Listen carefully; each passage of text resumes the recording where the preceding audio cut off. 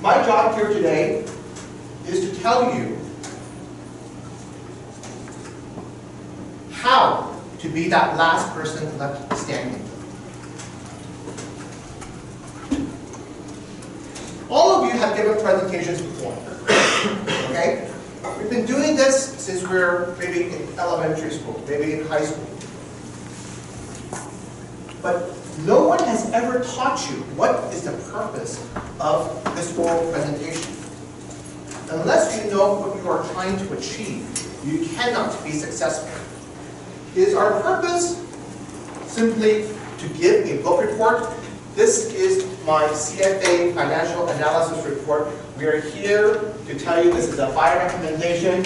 And here, let me go through this one chunk at a time. This company does this, they sell coffee, they're in a competitive business. Or is my purpose to share an experience? Is my purpose to educate my audience? Is my purpose to entertain them? Or is my purpose to persuade them? To persuade them that my analysis is correct? Or is my purpose to motivate them? I argue, if you want to be successful, you need to get a change within your audience.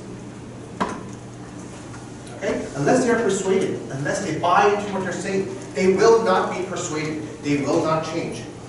So what is key is this. What you don't realize is that listening does not equate to understanding. Just because you've given the presentation, why is it that they don't agree with me? Is it because my logic is not good enough? Is it because there's something lacking in my data? Why is it that I've given the presentation, but people don't seem to understand it?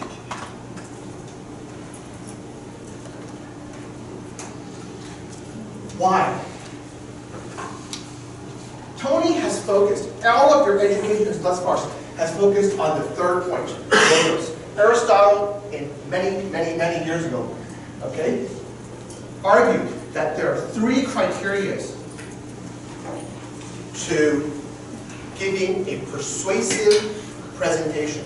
If you want to persuade people of your opinion, you need to, number one, follow ethos. Establish your credibility. What does it mean to establish your credibility? How do you establish your credibility? Do you do it through your poise? Do you do it through your dress? Do you do it through your eye contact? Your body language? Your intonation? How? How do you make yourself credible? Sometimes people introduce you. You have credentials, but how do you do this? The second, why do people care? Are you connecting with them on an emotional level? That's right. You think financial analysis is a numbers game. If I present you with hardcore numbers, we will come to the same conclusion because we all use the same WACC, because we all look at the same risk-free rate, because we all do different things. But the interesting thing is this, you do not have a market if there are no two sides. A person must be willing to buy and a person must be willing to sell. Two equally educated people using and having access to the same set of information will come to different conclusions. That's how we have a market. The last is actually logos, your logic. I am going to talk about what I think is more important, ethos and pathos, and less about logos. You cannot communicate with your audience unless you recognize, unless you understand how people think. Okay? So, almost all the consultants, okay, this is a good trick that you should learn. Every single consultant will do is they will draw you a 2x2 chart. Okay? And on this chart today, I'm going to divide the audience, okay, in general, not in this room in particular, into 4 quadrants. Those people on the top half that learn through their experience, that need to resonate with the message. And then there are people who think and consider the facts. They see themselves as, don't let me like this, I don't want to fall in love with this, I don't want to fall in love with this investment, just show me the numbers. Okay? Then there are people who learn by watching and observing. Then there are people who learn by doing. I am a person, I think, that is in this quadrant. I can read about something, I can observe it, but I only learn if I actually put my hands on it. Because then I will solve problems, I will encounter them, I'm forced to consider it. You see, Tony gave a very, very good example, okay, when he was giving his presentation. He asks, what risk-free rate should you use? And somebody on the right-hand side of this room said, well, we use this rate because it's in the textbook. It's an honest answer. It's an honest answer. But the key is, have you thought about why you use that rate? And for me, I can only come across that unless I'm doing this, because only until I'm forced to select a risk-free rate, I'm not compelled, I'm not forced to actually think about it. The people on the first question is that they want to know, why is what you are talking about today important to me? Why is it important to me? Why should I care? The people down here want to know, what are the facts? Tell me the facts. The people on the lower left question, how does it apply to me? Why is it relevant to me? And the upper left question, they ask, what if? What happens if I buy your product? What happens if I follow your advice? What happens? Yeah, think about it. What happens if I follow your advice? You need to address all 4 questions in your presentation. Interestingly, if you look at the score chart, it doesn't say any of this. It says, please give an investment summary overview. Tell me what this company does. Tell me what the industry is doing. Oh, give me a valuation, and then tell me the investment risks. But underlying all that must be an investment theme. That thing must address these 4 issues in order for your audience to give down. This might be you might be too young to know this movie. This is from Jerry Maguire. Tom Cruise, in this particular scene, is being asked, he's actually, I think, a stockbroker. He's being asked to say, show me the money. Okay? Because, think about it, if you don't address the question of what is it in it for me, why would your audience pay attention?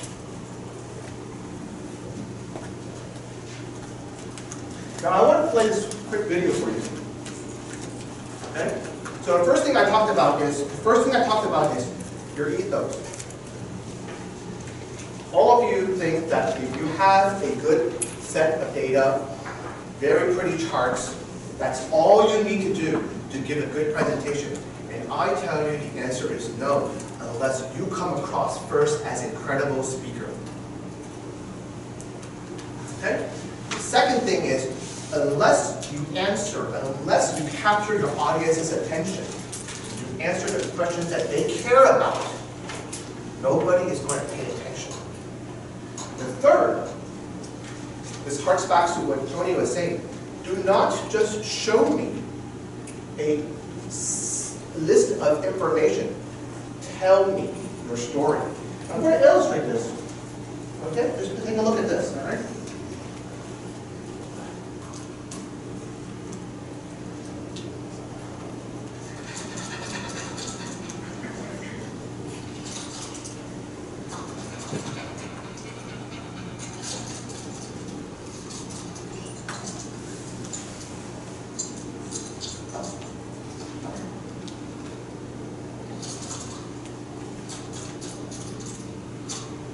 There's a shelter pet who wants to meet you.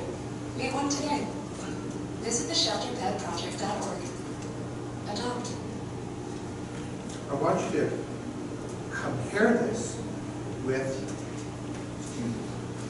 how I could have said this. I could have come up to you and given you the 4 bulletin points. I could have told you 29% of the dogs and 33% of the cats in U.S. homes are adopted. It's fact. I can tell you that euthanasia means putting to death. Okay, putting to death of sheltered pets is down by 12% since 2009. I can then tell you there are still 2.7 million pets that need our help. So please adopt. The question that I want you to think about is, which message is more compelling? Why is it that advertisers do not give you, or good advertisers do not just give you a list of facts and bullet points? What are they trying to speak to you? How are they trying to speak to you? How can they condense all this information into that one simple image? Your job when you stand up here to do an oral presentation, remember, is what? Is to persuade your audience of your investment thesis. It is not to overwhelm them with charts. It is not to overwhelm them with your analytical ability. When they ask you about how you derive WACC, you have to be able to answer their question. That's about ethos. You see, if Tony asks, why did you pick this risk-free rate? And I said, then he says, oh yeah, didn't think about it, huh? Negative point. But if you gave a compelling sounding answer, they would say, yes, at least you thought about it. It seems to make sense. Whether your numbers are correct or not, he doesn't have time to check. But at least he has a little bit more confidence. This is what all of your future bosses will do. You come in with a good presentation, they will ask you, they will hope a little bit. And if you crumble immediately, they know you haven't done any solid work.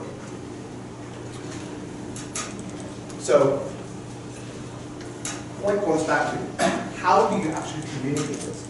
Now, I take this next slide. I want you guys to look at this, okay? This is a slide from this year's Global Champion Team. Okay? Their slides are available, all right? It's up here. You cannot even see their written report. And this is a very pretty, professional-looking slide. But it's not a slide that I like. Okay?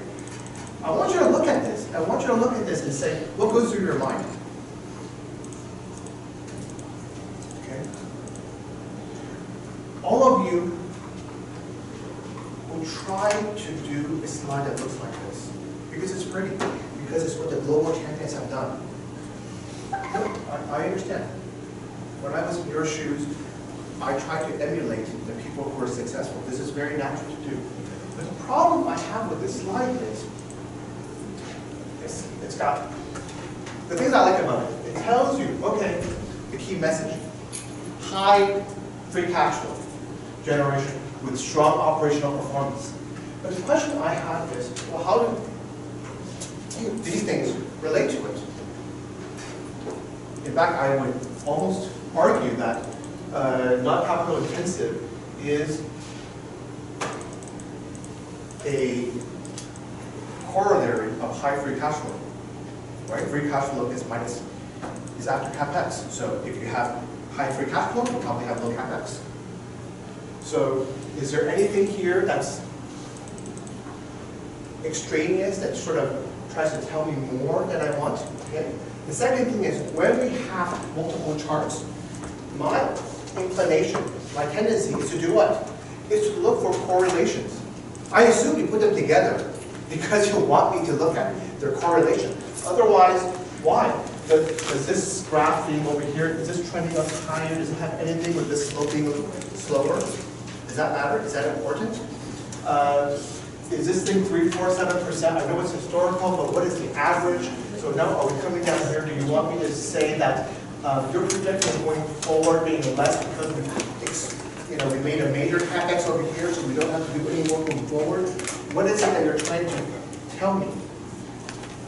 Do you want your audience to sit there and wonder what your message is? or do you want to take them by their hand and lead them through? What is the benefit of putting 4 charts on one graph? Are you trying to say, hey bro, this is not even about paper? Why? Okay? So you really need to, I pick on them because this is what people try to do. They put these graphs on because they've seen other people do it.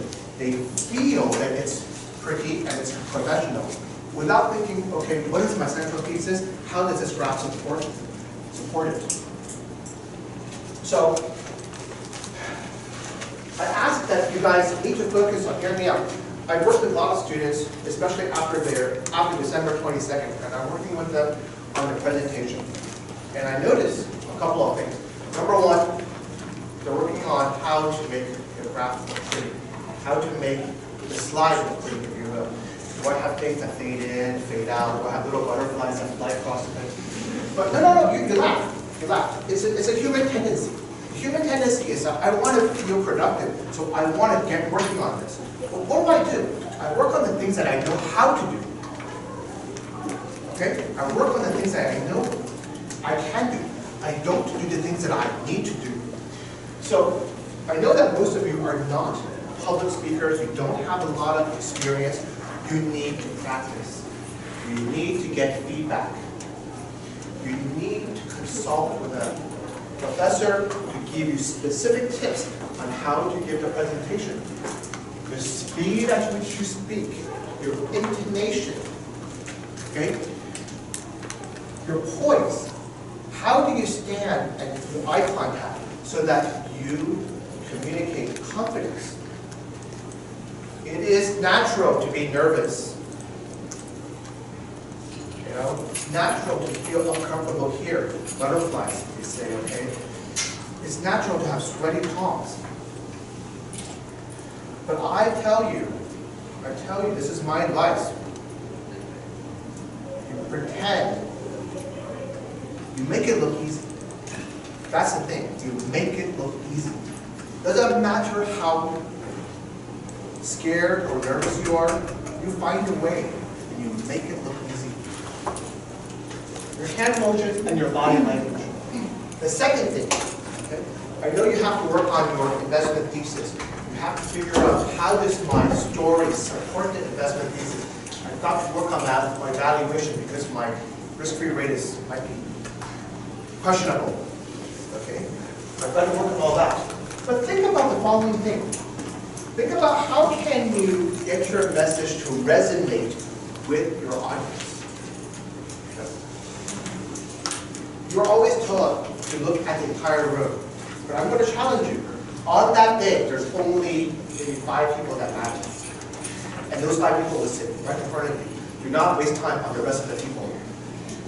Seriously, when you go and work for a company one day, you will realize that in that one room, only one person's opinion matters. Everybody else is looking for that person's body language to decide, yes, this is a good idea or no. They don't say anything, okay? So speak to that person, because when I look you in the eye, you know that I'm sincere. The more that I look you in the eye, the more confidence that you have in what I'm telling you. You need to think about this. I'm going to go on. And don't just spend time trying to make things look pretty. You must remember when we talked about the written report, it's always think about your arguments, then you look at how you actually write the report, then it's about the report phrasing. Don't do this, okay?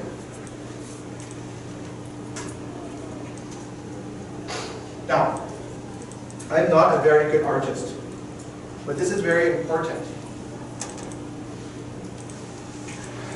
Every single person that teaches you how to give a presentation will tell you that your audience will only remember what you say at the very beginning and what you say at the end. Everything in the middle is all sort of just blurred. So it's important for you to have a strong opening.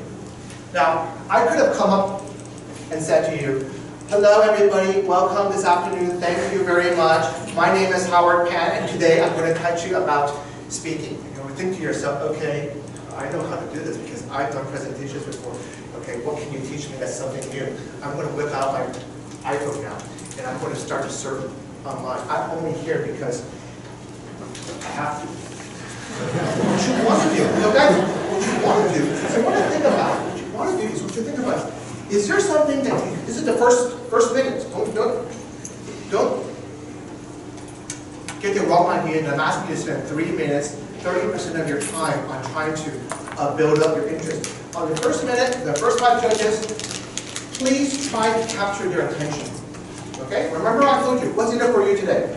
It is going to help you differentiate. That is exactly why you're listening to me. Differentiate against what? Against the rest of the people here. There's about 36 people here. Just remember, maybe 5 of you will be left standing. Maybe 4. How can you differentiate? Well, look, you need something that's interesting. Just a story, and an analogy, personal experience, something about the company that, that's going to actually get people to say, yes, interesting. Then, we want to quickly transition to the topic. So what do we do? I ask all of you to stand up. This is a trick that my old boss used to do. Everybody in the company would stand up. And then the people who only been here for 6 months would sit down, and people who've been here for 12 months would sit down. And then we would know who are the most senior people in the room and give you a sense of how quickly they're growing. But my point is, you have something interesting that gets people excited, something a little bit different. Then you transition to the topic. What's the topic? Why does it matter to you guys? Okay? What's in it for me? In 1 minute, try to develop a quick strategy that gets the 5 key audiences interested in what you're about to say. Transition to the topic. Most people will say, oh, we are from, I don't know, National Taiwan University, and we're from Zhangjiang University. Okay? So what? They already know that. Otherwise, they'd be scoring for the wrong team. Is that what you're trying to tell them? Don't score for the wrong team? No, you're trying to tell them, no, the key for the introduction is, why should you believe in me? Because I've spent a lot of time looking through this. Because we've uncovered gems that you have not known. Something that's not covered in the report. Something. Tell me something that makes you credible. And then, what's the benefit to the audience?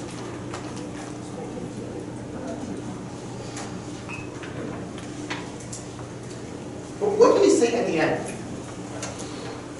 Remember, the last thing that people remember is actually the thing that people remember is what you tell them at the end.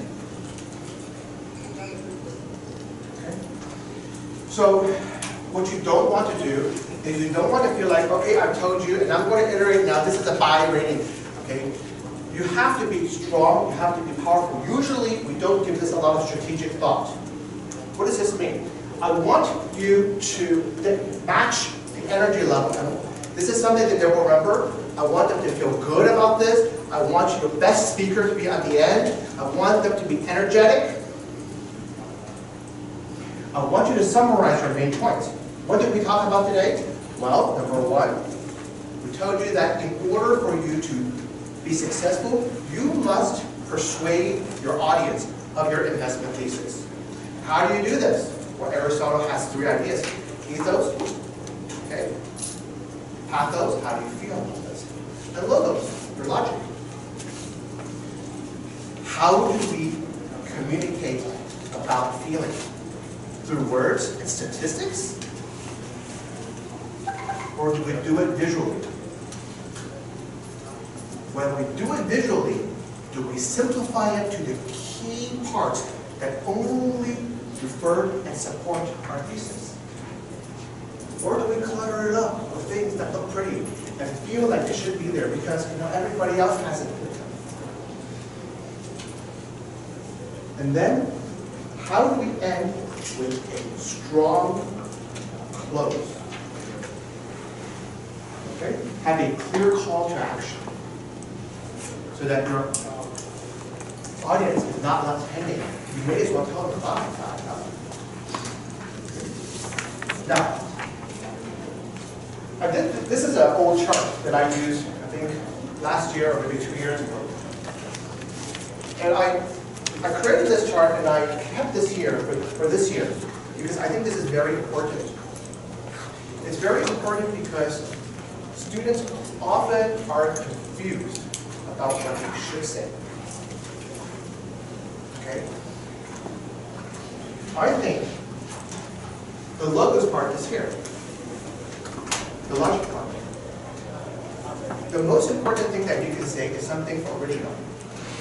It is something original. You guys can have access to the slide, so don't worry about this. And I have references in the bottom so that you guys can. The most important thing is something that's original. So you need, you've done this already for your report. You have an investment thesis. You may need to refine the arguments a little bit more, but it's there. Now, you got to think about how do I say it. I know it sounds strange. I don't want to be a clown here. And I'm not asking you to be a clown. I'm only asking you to think about how to present your message. Okay? And then to understand and realize who you're speaking to. Your judges, remember the following thing. Your judges, although they're professionals, are probably not going to have read your report. They may not be familiar with the company. So how do you, if you will, simplify the entire message so that it's easily comprehensible? I always ask the students, have you ever given a presentation to your parents? Because if they can understand it, then you actually condense your arguments down to its essence. Okay? Now, I want to end by showing a very, very short video. This is actually a 1-hour video, but we're only going to look at the first couple of minutes. This was shot, I think, in 2009, so you may not have seen this before. It's called The Last Lecture. And I argue that you should go and watch this. But watch for how this person opens.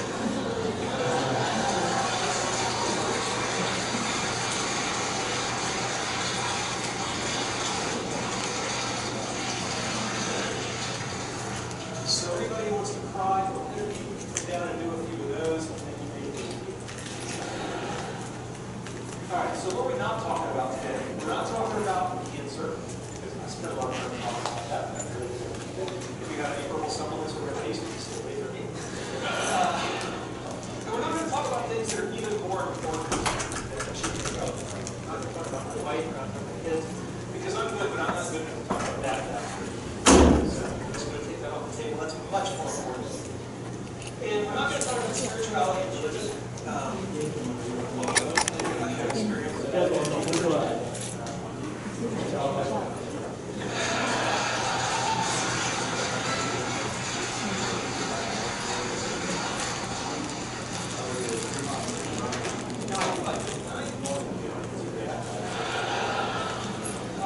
what is today's talk about? My childhood dreams and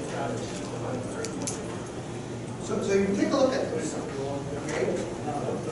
Just look at how this person, I know this is not about investment, he seems to be talking about achieving childhood dreams, something very soft, so naturally conducive to connecting people on an emotional level. But how did he capture everyone's attention?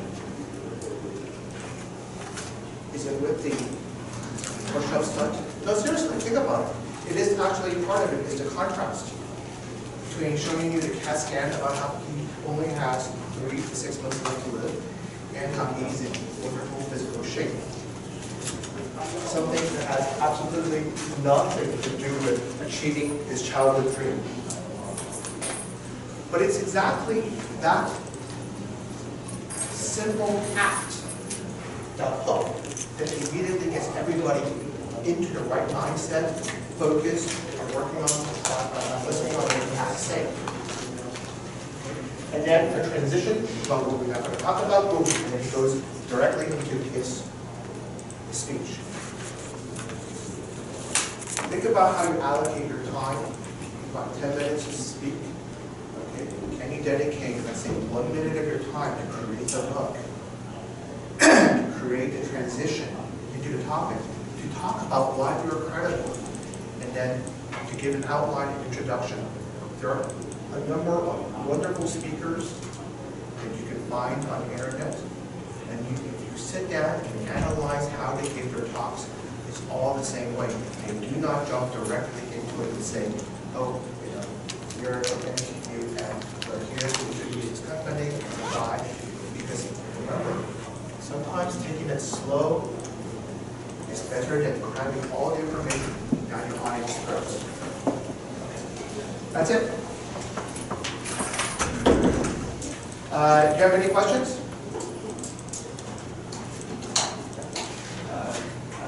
Thank you for your sharing. But I'm wondering, you mentioned that a good transition to the topic are essential to a presentation. But I just want to ask how to translate the topics at the same time to keep maintaining the teamwork.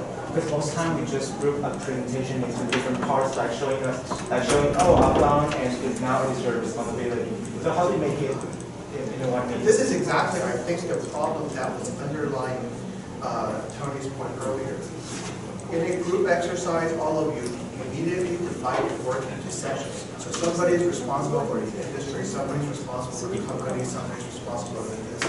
And the problem with this is you don't have a central investment thesis. Okay? What is it? What do I mean by central investment thesis? It means, what is my point? What is my point? Okay, so I would have a main point supported by intermediate points.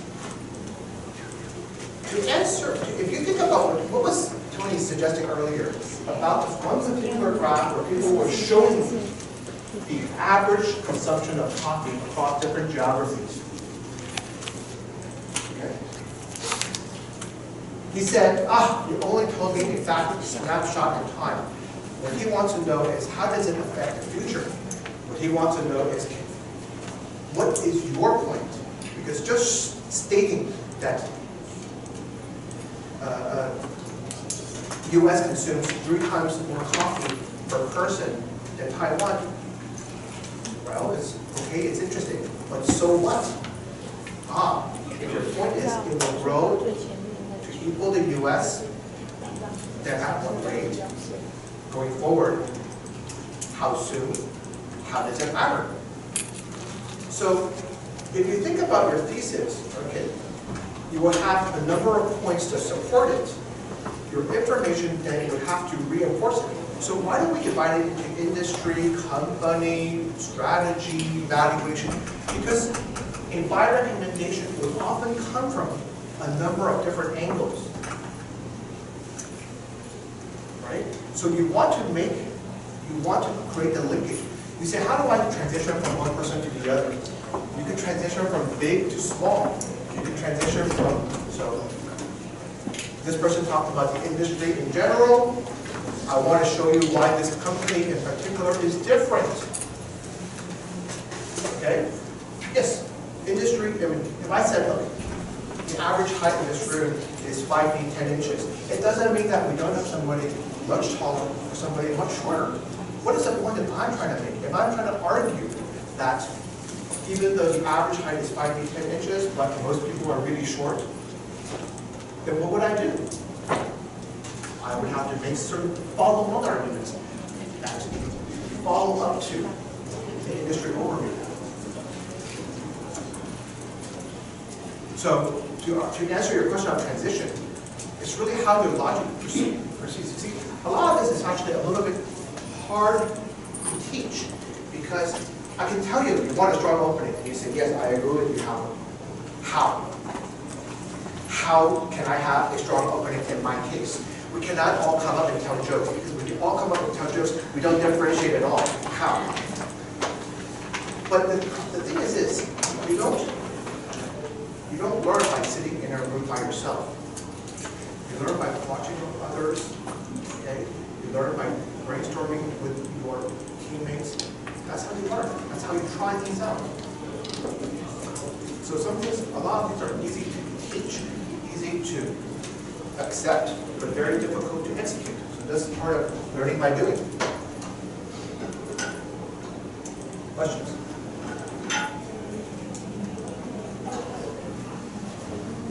Okay, sorry, go ahead. Sorry, one more. Yes, please.